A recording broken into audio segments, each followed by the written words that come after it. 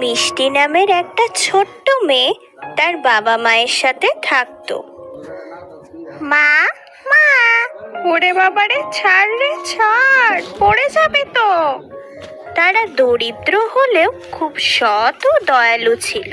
নাও গো পুরুত দাদু, এগুলো দিয়ে ওদের খিচুড়ি খাওয়ার ব্যবস্থা করো। তুই কোন ধাতু দিয়ে গড়া রে মা?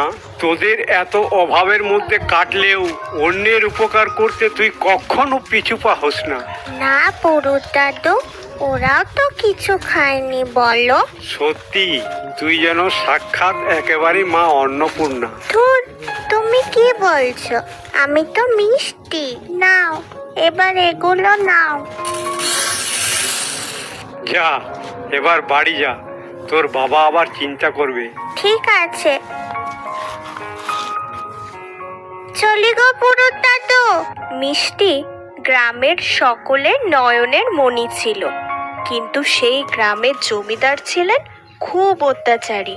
তিনি জোর করে গ্রামের মানুষদের কাছ থেকে খাজনা আদায় করতেন। নায়েব মশাই, সবাই খাজনা দিয়েছে? না জমিদার মশাই, গোপাল চাষি ও কয়েকটা বাড়ি এখনো খাজনা দেয়নি। ওদেরকে বলে দিও, খাজনা যদি ওরা না দেয় তাহলে চরম শাস্তি পাবে। ওদিকে গোপাল চাষি খুব চিন্তায় পড়ে গেল।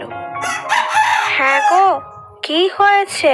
কি আর বলবো গো, খাজনার টাকা যদি মেটাতে না পারি তাহলে জমিদার মশাই চরম শাস্তি দেবেন। কিন্তু এবছর তো বৃষ্টির কোনো দেখাই নেই, কি যে হবে। তুমি অত চিন্তা করো না গো, দেখবে সব ঠিক হয়ে যাবে।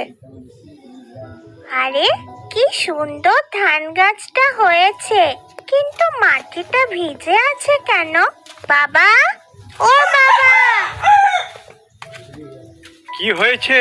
বাবা, দেখো কি সুন্দর ধান গাছ হয়েছে, কিন্তু মাটিটা ভিজে আছে কেন? দেখ, হয়তো কোথা থেকে জল পড়েছে। বাবা, আজ থেকে আমি ধান গাছটা দেখাশোনা করব। ঠিক আছে।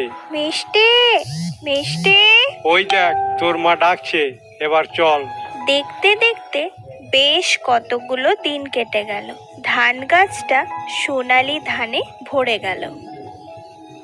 বাহ, কি সুন্দর সোনালি ধানের শীষ হয়েছে। ইস, কত আগাছা বেরিয়েছে, আমি বরং একটু পরিষ্কার করে দিই। এ কি, এটা তো একটা কলস।